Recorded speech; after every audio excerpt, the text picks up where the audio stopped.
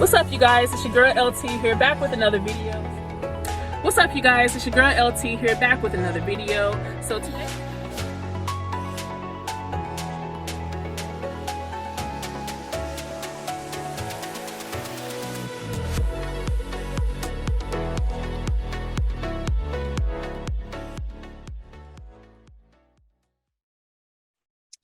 hi everyone, it's your girl LT here, Childfree Black woman, back with another video. And today I'm talking to Miss Tennille Edmond. She is a Childfree Black woman. She reached out to me saying that she wanted to do an interview with me and discuss her reasons about being child-free. So Tennille, thank you so much for joining me today. Of course, it is my pleasure. Thank you for giving me the opportunity to just have a platform to discuss kind of like my perspective on it. So I appreciate it. Absolutely, no problem. So we just wanted to let everybody know about yourself, you know, where you're from, and maybe one of the main reasons why you decided to be child free. Ooh, that's so loaded, girl. It was like 15 questions in that one question. Okay, so sorry. Where I'm from, I was born in Dothan, Alabama. Okay. Raised in Montgomery, Alabama. Moved to Dothan when I was probably like 6. Mm-hmm. But I currently live in Atlanta, Georgia area. Oh, okay. Look, that's a whole nother podcast. But anyway, so I have been here for like 11-ish years, 11, 12 years or so in Atlanta. So that's kind of, you know, my origin in terms of who I am, where I'm from. African-American. My parents was born in Alabama. I was born in Alabama, and now I am an ATLian for the last 12 years or so. Yeah. Okay, perfect. So we'll definitely go into about your upbringing a little bit. So regarding your childhood, did anything impact your childhood that made you realize that maybe being child free was the best life for you? OMG, that's the question right there. That look, when I was 12 and a half years old, so I have a sister who's 14 months older than I am. So really we're kind of like twins. So we grew up together. We were good. We played with Barbie dolls or whatever, just the normal, you know, sisterhood, you know, upbringing and interaction and experience with each other. Then when I was almost 13, my mama had another son. And what's crazy is that, you know, I was the one who was wanting a sibling. I was like, oh, I just want a baby. I just want somebody to play with. Mommy, can you please have another baby? They were like, hell no, you know. But look, this is what's funny. My mama to this day says I spoke my brother into existence because I was always wanting, you know, a sibling. I wanted a baby I could play with or whatever. And to the point where I think I was in 3rd grade or something like at the time. And I told my teacher, I was like, my mama is pregnant. Don't know where that came from. I was like, my mama is pregnant and she's having a little boy. How about like, I swear, like a month later or so, she found out that she was pregnant. It was unplanned. It was just, so everybody in the family, like my parents were depressed. My sister was embarrassed, but I was excited, you know, so that was kind of like our dynamic. So here it is. I'm almost 13. My mom is pregnant. She has this baby, right? And so at the time, they had like family suites and they allowed all of us to be in there. So literally at almost 13 years old, I witnessed a woman bearing a child. I'm saying I was right there. It was a family suite. I'm seeing all of it. And I'm seeing that umbilical cord. I'm seeing the blood. I'm seeing all of this. And it's like, whoa, like this is like for real. This is what happens.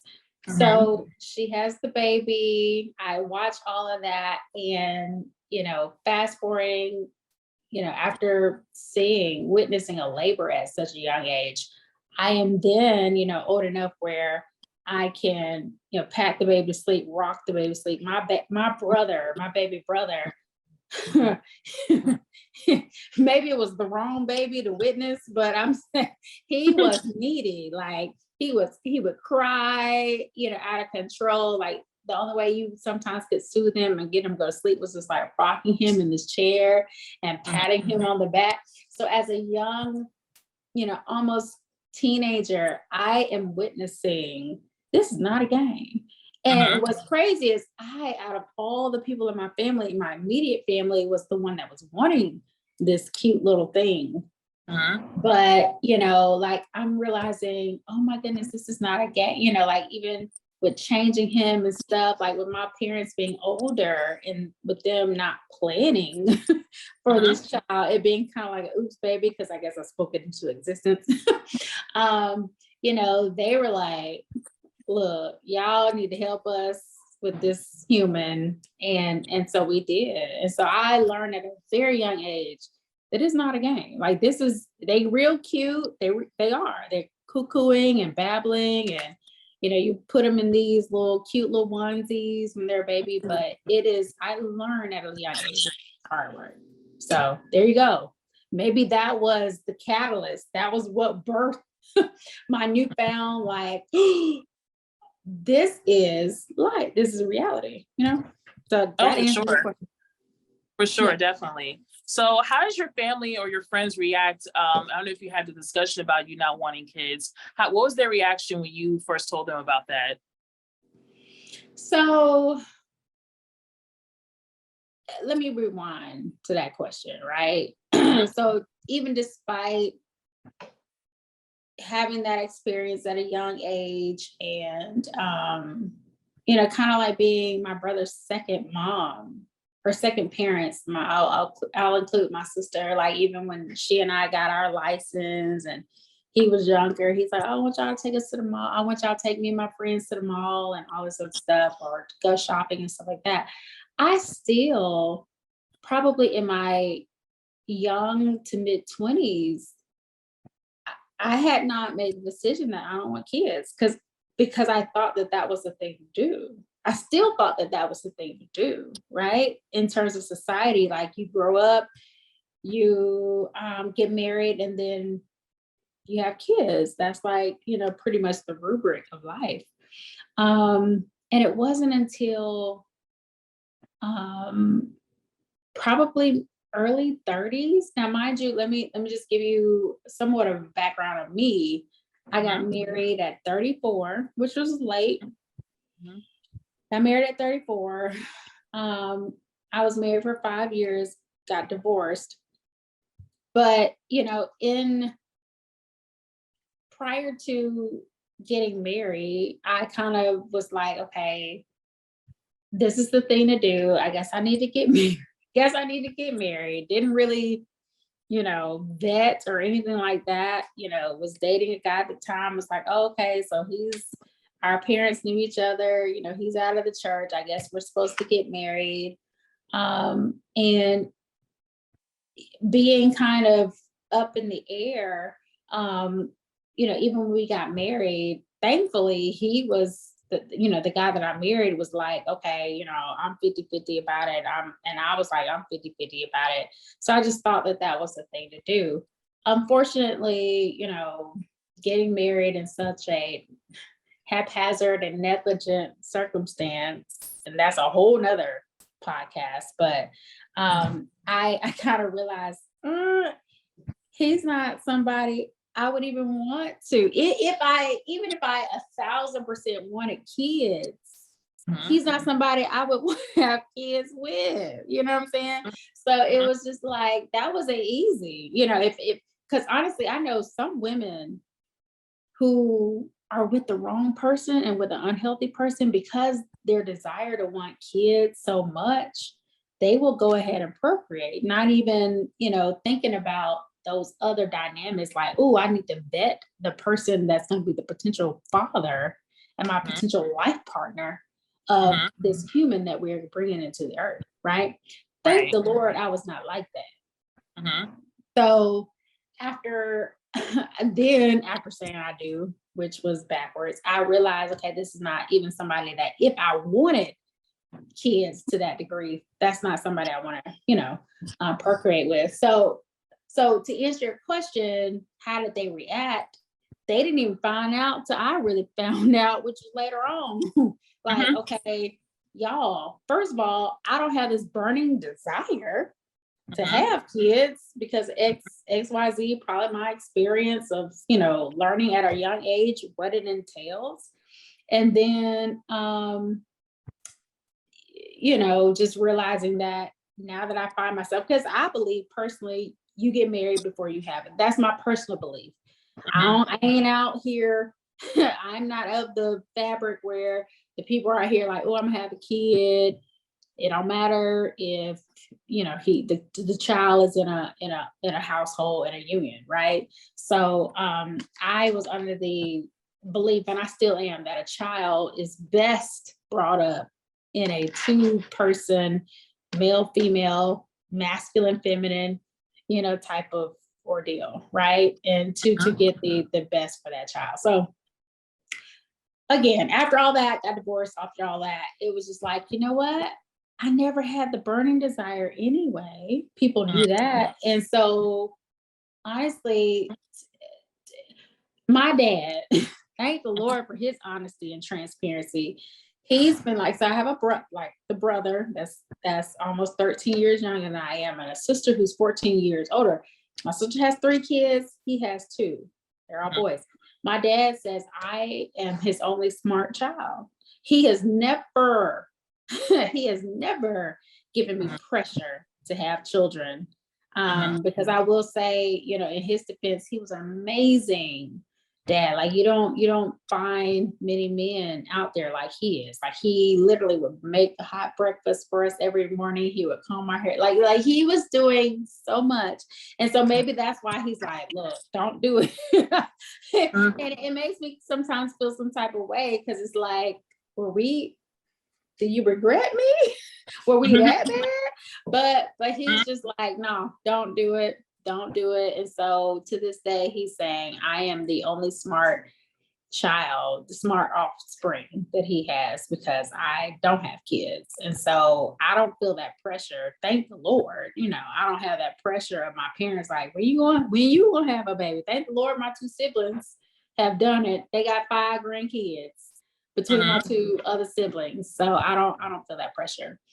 In terms of, other friends and family, I don't know. I don't get that pressure. Now, here's the deal. Whether they have expressed it or not is a different thing. Sometimes I do feel, this nonverbal judgment, from maybe some friends. I don't really feel it from family, other than perhaps like some extended family members, like some aunts and some cousins or whatever. But thank God, I don't feel that external pressure. So, okay. All right. That. Awesome. Awesome. Yeah. Have you thought about getting any type of procedure done to make sure that you don't have children? Like, I'm not sure if it's the term for women who don't have kids already, but I don't know if it's a hysterectomy, or because I heard that hysterectomy means you have to have, I think, minimum 2 kids and then you can get that procedure done. So I don't know if that's the term for it, but I know there's some procedure where you can like have something implanted in you or something like that, to where you don't have to have any children. So have you thought about getting a procedure done, or have you had it done before? Or tell us about that. What are your stance on that? No, I haven't. Like, no. Why would I do that? Like, I don't get, like, honestly, the only reason I would even consider having a hysterectomy, it has nothing to do with children. It has just something to do with the whole period and menstrual cycle. Like, let's get rid of that. But I'm not sexually active like that. So no. So the guy that I'm dating now has a vasectomy, which is great. Okay. He was married before, and he has a couple kids, and so he has two daughters, and so he has vasectomy. So it's really, for me personally, has not been a something I've even had to focus on. It really hasn't. I mean, and here's the deal. I don't care what anybody say. I'm pretty sure you've heard. There's just recently. I'm not on social media like that, but I am on YouTube. There's this guy that's talking about how he has 7 kids. Have you heard of that? He Yes, got ma'am. 7 kids, 7 baby mamas, or something like that. Mm-hmm. And my thing is this: I put more onus on the woman. I do. To be honest, I agree with most of what he's saying because it's the truth. You know what I'm saying? So if you as a woman really don't want kids, and a guy is actually telling you this, then first of all, you be on birth control. You're not on birth control if he ejaculates inside of you. You go get a plan B. But what I'm saying is there are so many broken, damaged women, and they feel like, oh, having a baby is either going to bring me closer to this man, or it's going to bring me the love to the void that I'm trying to fill. You see what I'm saying? So there's so many nuances to the nuances in terms of life in this whole childhood thing.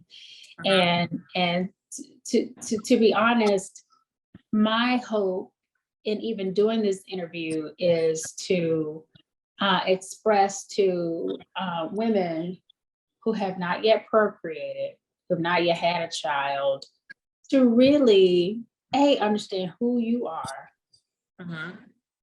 Because it's not a society thing. Like, to be honest, I got married under the pressure of the subliminal pressure of society. That's like, okay, this is what you do. You grow up, you get married, you have kids, and then boom, you got a white picket fence, you get a dog. That's what society can, kind of convince you that it's supposed to be about. But my thing is this: get to know who you are, understand your strengths and weaknesses, understand your true desire, because that might not be you.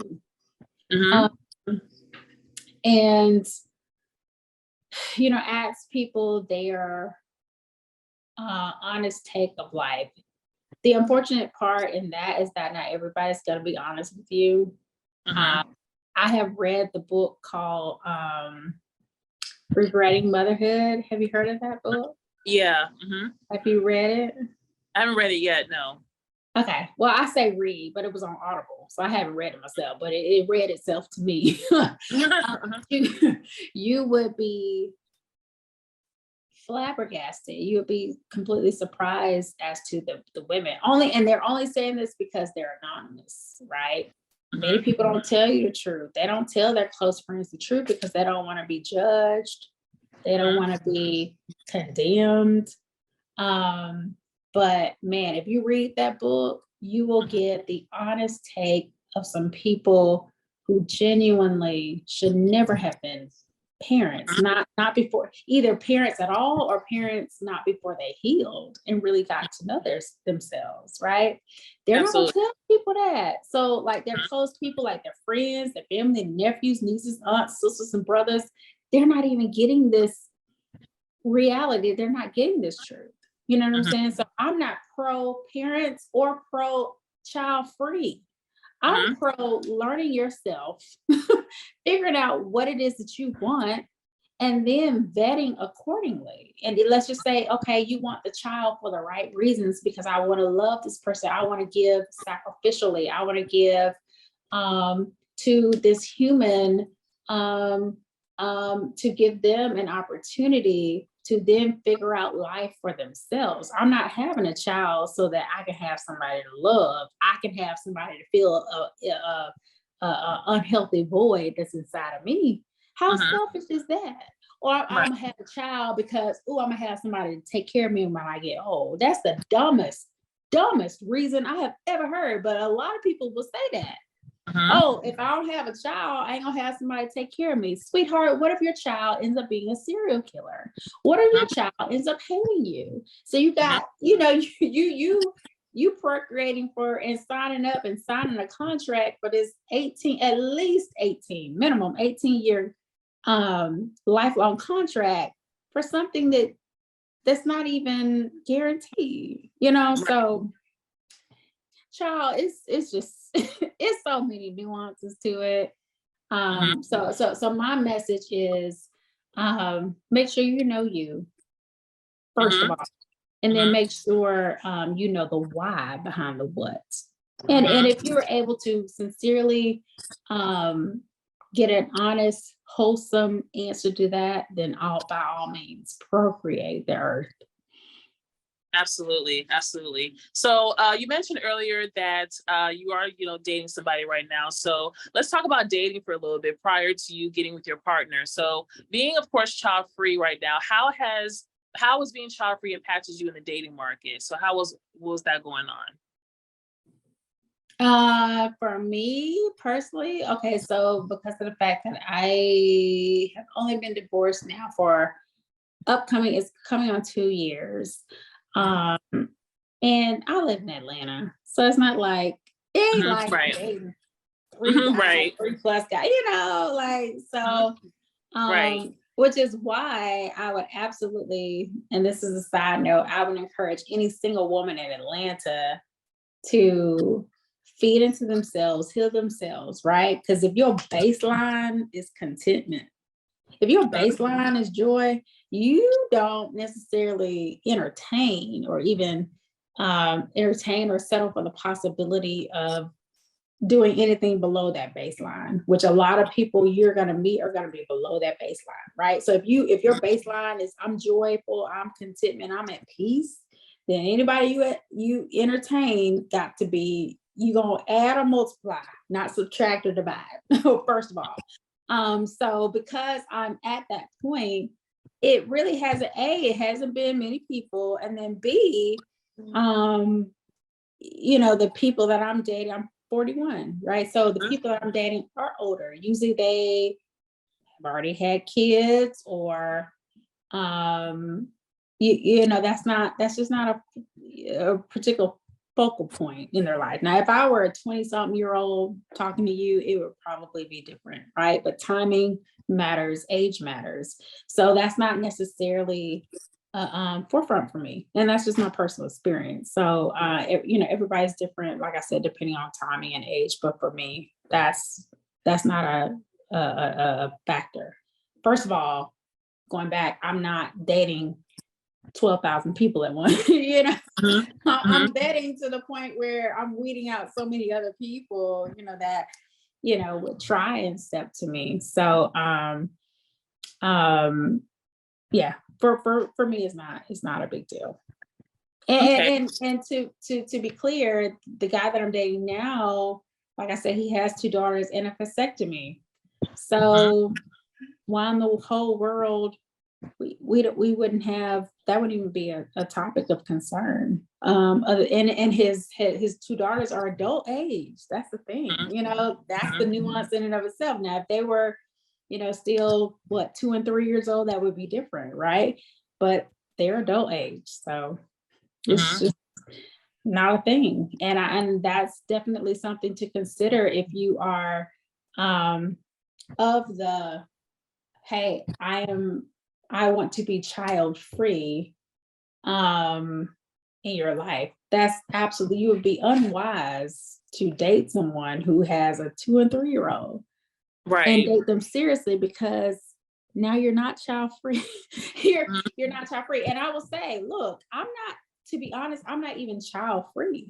I am just free of child responsibilities. You know what I'm saying? Like, I have 5 nephews. Like I said, I love kids, and I used to I'm a speech pathologist, and I used to practice as a speech pathologist. So I love kids. I am not child free. What I am is free of the child responsibilities of having to raise them. That's the difference. I love kids. I love them, and I think that they can teach us a whole lot in the world. So here you go. Okay. Have you had any experiences or situations while being child-free in the workplace? Like, have you come across situations where, let's say, coworkers kind of discriminated against you for being child-free, as far as like, oh, well, she doesn't have kids, so she can come in earlier to work, or she can stay later, or she can kind of pick up my slack a little bit because I have to go pick up my child from school because of such and such reasons. So have you ever faced like job discrimination for being child-free? Nope. If anything, I've done it to myself. And I ain't gonna even lie. It's like, hey, you know what? I don't have no pets, no kids, no husband. So like, let's just say if there's a new person I'm supposed to be like, that's a mentee that I'm assigned to be mentee for, I will put that out there, you know, and I gotta take ownership of that. So it's like, hey, girl or guy, call me whenever I'm free. You know, you can, but here's the thing, I am aware of that. And I think it's a blessing. Because of that, I feel like I have, you know, not an obligation, but I have a welcomed desire to be a little bit more available, you know, and that's with even my sister and my brother. God has put me in a position to be more available in the event that I choose to be, you know, where I can come through if they need somebody, if there's emergency arises and they need somebody to come sit their child that they trust and they know that they love their children like their own. You know what I'm saying? So my thing is this. Every level in life is needed, which is why I don't even get the point of this whole me versus us versus them. No, every level in life is needed. Like even corporate America, even though the man who's the janitor, the man who cuts the grass, the man who's the CEO, every level in life is needed, right? I just happen to be, my role is the aunt that's available. That's it. And I embrace that role, and it's okay, you know? If somebody, if my sister or a friend, if I'm free now, mind you, because I'm single, I do keep my calendar booked. I just be doing stuff. So, but if I am available, I will do it freely. Because they need me. I'm available, you know, and that's why it takes a village, honey. And I am a proud village supporter. My role is #village supporter, and I embrace that. That's my role is, period. Okay. Some people may think that if you've never had children by a certain age, that something may be wrong with you. You know, what's going on with you? Is something medically wrong with you? Like, why have you had kids by this age yet?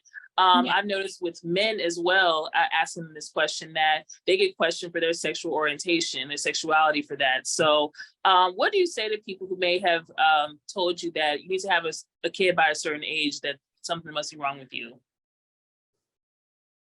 Let me just tell you this. This is not the case for every child-free person, but from my experience and my exposure to a lot of them, I feel like a lot of the child-free people, unfortunately, are the ones that would make good parents. Because from my experience, I feel like a lot of child-free people are self-aware.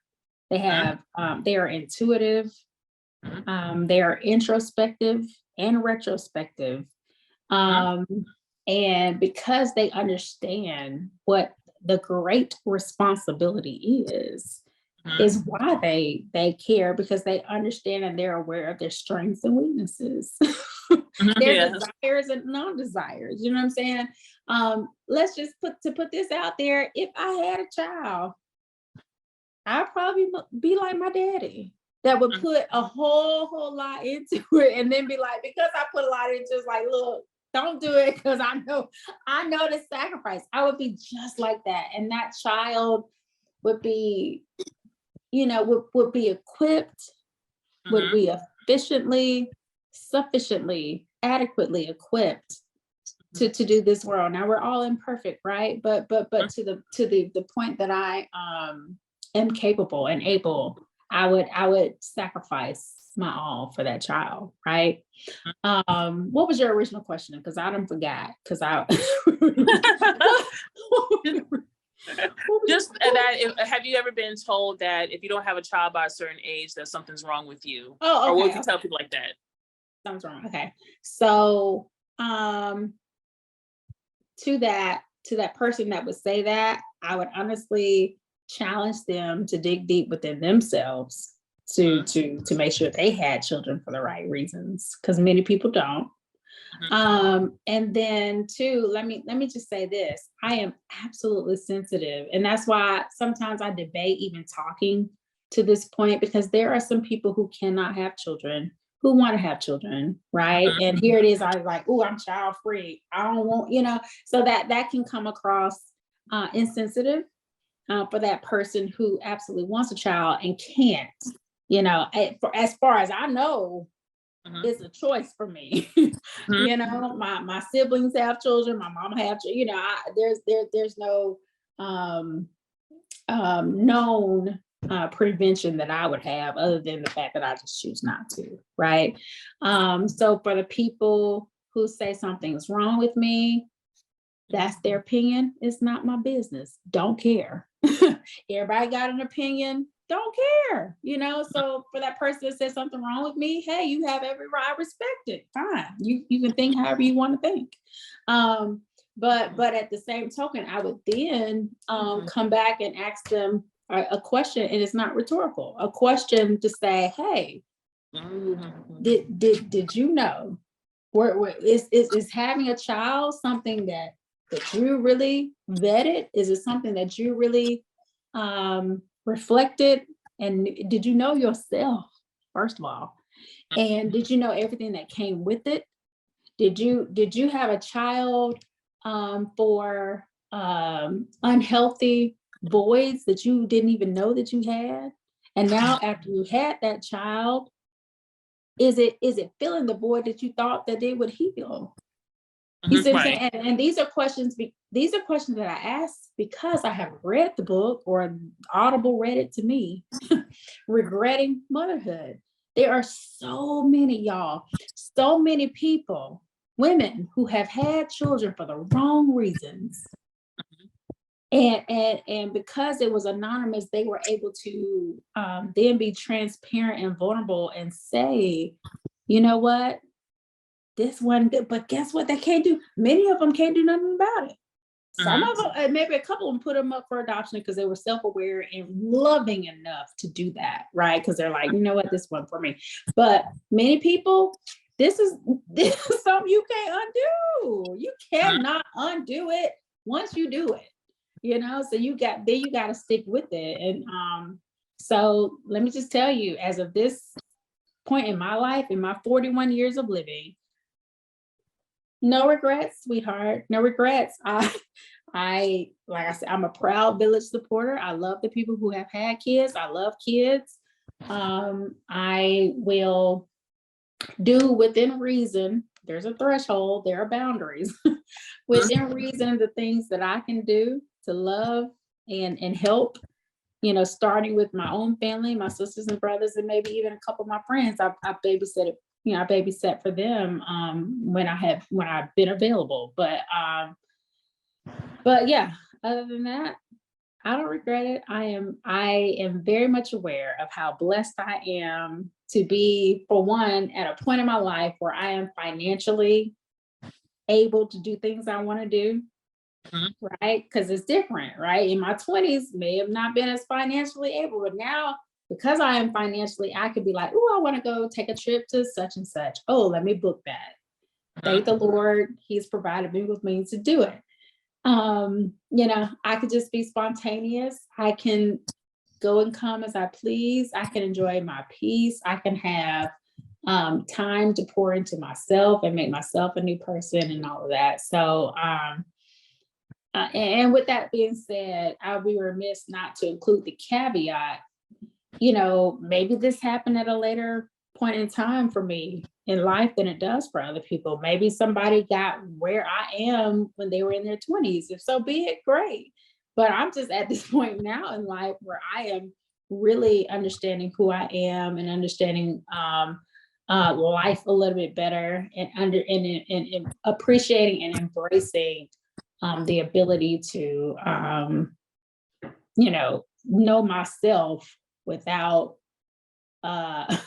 it's making a negative impact on this innocent human. Because let's just say, when I was in my 20s, there's no way in the whole hell that I would have been able to give that person what I feel would have been their due diligence, my due diligence to give them. So there you have it. Everybody got different term. Maybe they were raised in an environment where they were given a whole lot of, more tools than I have. And it is what it is. And it's, and great for them. To God be the glory for that. That's not my story. Okay. I think you may have answered this previously as well, but is there a certain child-free stereotype that you don't fit in? Like, I know a lot of people say that once they tell somebody that they're child-free, that, oh, you must be selfish, or people who are child-free, maybe they have a lot of pets at home that they consider to be their children. So do you know if maybe a child-free stereotype you don't fit in? Say the options for me again. That you're selfish, or that you may have a lot of animals at home, so those are usually your children. So, or that you absolutely hate kids, that's why, you don't have children like that. So those are usually the options that I usually hear, or that people have told me they've heard from other people.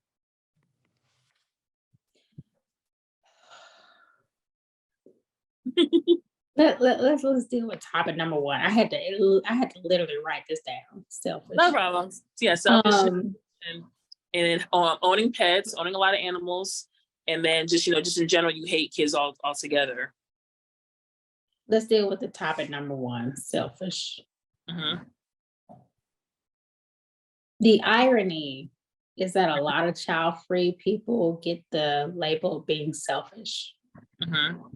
My argument would be a lot of child-free people are the most selfless people on the earth. Because I'm not saying this applies to all, but a lot of child-free people that I have been exposed to, the very reason that they don't have kids is because of their selflessness, right? They're like, you know what? And their self-awareness. It's like, you know what? I know my strengths and weaknesses. I know if I were to be a parent, I would want to give them so much. I understand, like in my example, my personal example, because I was exposed to this at almost 13 years old. It's not a game. It's not, well, I'm gonna have this cute little thing and be able to put bows and dress them in, the little the frills and the little skirts and what have you. And nor am I gonna have a child because I want somebody to take care of me. I don't understand. I can't think of a more selfish reason than all of those. And if people are honest with themselves, that's the reason why they have kids. Oh, because, oh my gosh, I want a legacy. I want someone to, fulfill my name. I want to have someone I can, love on, which really translates most of the time as that can build my void over the absence of love. Okay, I want somebody, that I can just show off, take cute little pictures with.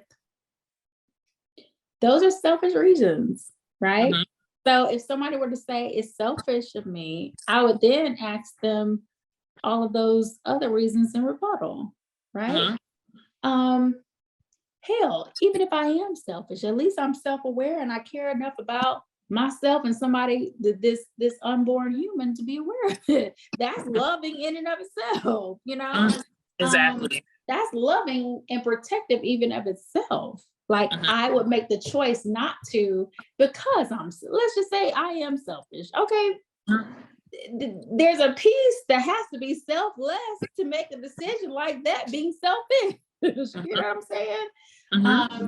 And I think that's probably what separates the selfish person from the narcissistic person. There's a threshold that differentiates between, both of those scenarios. So don't care. Somebody says I'm selfish. I know myself, right? And for me personally, I think it is more considerate, more loving to really consider all those other things. Hence, going to point number two about animals. Yeah, I see babies all the time, y'all. I swear, I look at them, they're so cute, and I'm like, oh my God, can I hold her? Can I hold him? I see pets. Mhm. At the same token, I know if I bring one of them pets to my house, and the way that I'm living now, child, they would probably have to call a humane society because the dog, it's just the way I live my life. As much as I think he's cute and as much as my heart goes out to him, I probably have to give him up for adoption, or the dog will be on Prozac, because the dog depressed. The dog is depressed because of the negligence. Yeah, because I go in and out as I please. You know what I'm saying? So I would have to buy a dog and then pay some other family to take care of him, and I just go make visitations Yeah. on my dog. But that's because I understand, I know my strengths and weaknesses, and I love that dog to the point where I feel like dogs need quality of life just like humans need quality of life. I am not set up to the fact where I want to give that dog or the human the quality of life that I know that they deserve, because I care, because I am selfless. You know what I'm saying? If I were selfish, I would go buy a dog just to take pictures with him, be like, oh, look at my cute little golden doodle, whatever the names of them are.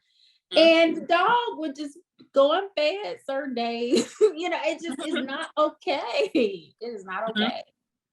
Sure. It's not that deep to me, because I have a love for humans. I have a love for animals. I think we're all connected, which is, again, going to my point. I don't think it's us versus them. We're not in this war. We're in this. Everybody has a place. Everybody has a assignment and a role in life, and you will only understand that if you know yourself and you are honest with yourself and you have self-awareness and you are at peace with it and you are healed to understand what your role is in this world, in this thing we call life. That's it. Absolutely. So I don't know, you mentioned the word legacy. So is leaving a legacy important to you? And if so, Yes. what type of legacy do you think you'll be leaving on this earth without children? Sweetheart, the legacy of Tennille.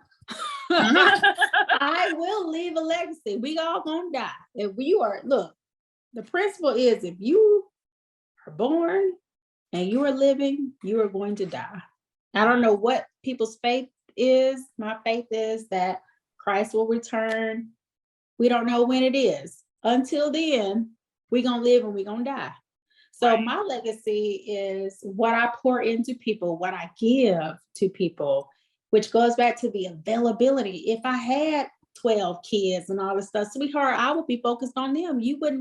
A lot of people wouldn't get what I have to give in terms of wisdom, knowledge, understanding, my spirit, all of that. So my legacy is going to be what I am able to give back to people, whether that is a friend, coworker, sister, brother, nephews, nieces, all of that.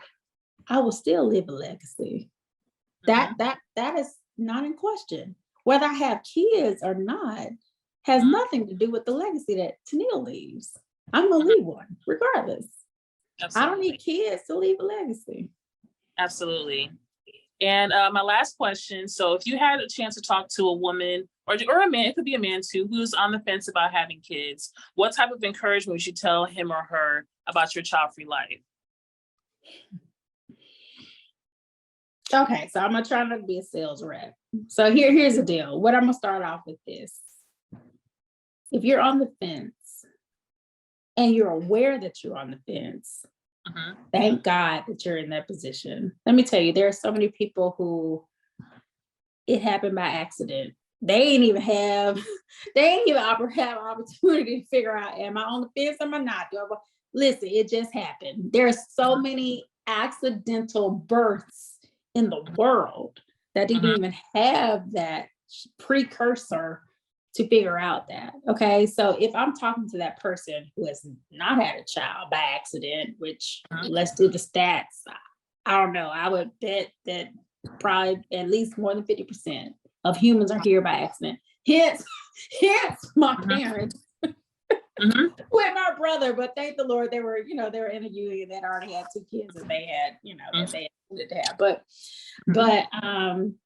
okay, so if you're on the fence, I think that is a beautiful place to be.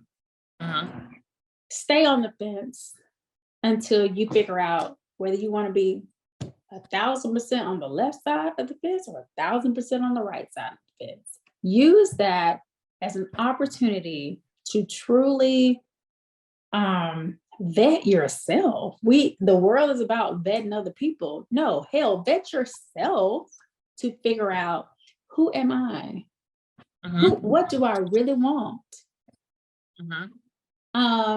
And once I figure out the what, then let's get deeper and figure out the why behind the what.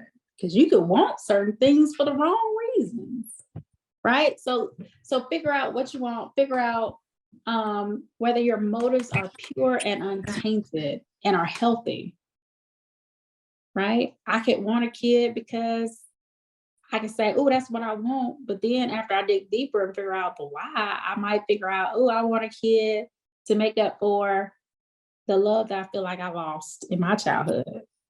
Or I want a kid to, give me something cute to hold and love because, I really don't have any love for myself or from other people that I otherwise would. No, those are unhealthy reasons, sweetheart.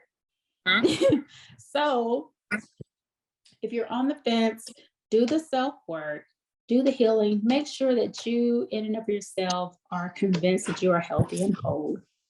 Okay? Your baseline needs to be what you believe and are convinced that you are healthy and whole. That's the baseline. Once you have achieved that, then you can, figure out, okay, I feel a yearning, a calling in my heart to procreate because of XYZ. Now, I don't have the answers to what XYZ is. On the top of my head, I could probably say, oh, it's because my heart is to be a servant, a giver, not respecting anything selfishly in return. Okay? Not expecting this baby to give me love that I never got when I was 13, and the baby to heal, the hurts that I had, that I never in myself resolved. All right. So if I'm whole, then I can say, okay, I want a child to be able to simply give to that child, and to see that child pour into the rest of the world, whatever that child is gifted in, whatever that child's purpose is, and whatever that child's anointing is to manifest in this earth, period. And I feel like I am equipped enough to give this child the tools that he or she needs in order to do that. Absolutely. It can't be nothing other than a pure motive to do that. That's it. Absolutely. So, and Tina, I know we had a chat earlier before we did this interview, but I know you mentioned that you have no hate in your heart whatsoever. This is not and I try not to have that myself as far as for parents. Like, this is definitely something I wanted to bring out on my channel, that this is definitely a channel where, parents can follow me, child-free people can follow me. This is not anti-hate when it comes to parents and things like that. I know I do, I say a lot of things on my channel as far as parents who may regret having kids, just to bring awareness of saying that, if parenthood is not for you, then that is fine as well. There's parents who are coming out saying that, this is not what's cracked up to be. It's not what I thought. So I'm glad that more parents are coming out saying that kind of stuff. And maybe there'd be like little rants here and there from people who may have experienced stuff with parents or children. But, I'm glad that you emailed me, and I'm so glad that another Black woman is coming out saying that, I live my best life right now, and to be an asset to children who are already here as well. Whether you have family members, friends who have children, you can still be valuable and still be an asset to them as well. So I'm so happy that you reached out to me. I want to say thank you so much for your time. And did you want to let anybody else know here on the channel? Do you want to say anything else? I think I've said, everything. I hope I've said everything. I actually wrote some notes. So let me make sure let me make sure I did not say. Clearly, I'll be writing notes and then don't even make reference to them. I don't know. I think I've said Childfree. Okay, so I honestly think I've said. I mean, in some way, shape, form, or fashion, what I wanted to say. I want to say thank God for the parents who have children for the right reasons, right? Thank God for the people who are called for that. Um, Also, thank God for self-awareness, self-awareness. Not everybody is called, again, I don't know what your faith is. I don't know what your belief is. I'm a Christian. So even Paul said, everybody's not like me. Everybody has different assignments. And what's unfortunate is that when we fall into the groups of society that makes it a cookie cutter, makes life cookie cutter. Life is not cookie cutter. Life is very gray. It is not black or white. It is very gray. And so, which is why you need to, in and of yourself, get to know what your assignment is, get to know your heart, get to know who you are, your strengths and weaknesses, and then you can live your best life accordingly. You can fulfill whatever your assignment is. And like I mentioned earlier, your assignment might be to be a village supporter. It's needed. Your assignment might be to be the janitor. Where would we be without clean buildings? Whatever that role is, we all need each other. And as long as you embrace that, it's it. You don't have to present a war between two parts, Republican, different. It's just crazy. Like, honestly, if everybody really knew themselves, you would probably fall somewhere where it encompasses both a little left and both a little right. It's not one way or the other. It is very gray. And so I think that that's the problem with society. And once we get to that point, we can find unity, we can find harmony, and we can live in what we are destined to live in, which is love and respect. That's that. Absolutely. That's so wonderfully said. Well, Tennille, again, I just want to say thank you so much for your time. Thank you for reaching out to me, wanting to do this interview. And like I said, I'm so glad that more Black women and Black people, period, are coming out saying that, you know what, parenthood's not for me, but I still want to be used and be accessible to children who are currently here. And like I said, I'm so grateful that we were able to talk today. So to everybody who's watching, thank you so much for watching this video. If you like child-free content like this, be sure to hit that subscribe button. Get your girl to 1,000 subscribers this year. That's my goal. Yes, let's Shonda. Look, thank you. You're thanking me, but thank you, because had you not, look, I just be on YouTube. I'm not on social media, but I am on YouTube, and I just so happened to randomly run across your channel. And I appreciated it. I thought you were beautiful. I thought that you were so authentic and just living in who you are, which is what most people need to be. And so thank you for seeing a cause and acting on a cause and just, making it available to other people to co-sign to it. And yeah, I reached out. I was like, oh, she cute. She seemed like she got some good sense about herself. Thank you. Educated, and just seemed like a really wholesome person. And so I thank you for doing what you feel like your personal assignment is. And if everybody would do that, like I said, the world can keep going round. Yes, absolutely. Thank you so much. So those of you who are watching, if you want to follow me on social media, you can. I'm on Instagram, childfreebw. And if you want to email me, my email address is childfreeblackwoman@yahoo.com. So thank you once again for watching. Please like, comment, give this video a thumbs up. Let Tennille know that you adore her, you love her for being on my channel. And again, thank you for watching. I'm going to check you guys out in the next video. Thank you guys. Thanks, Ashonda.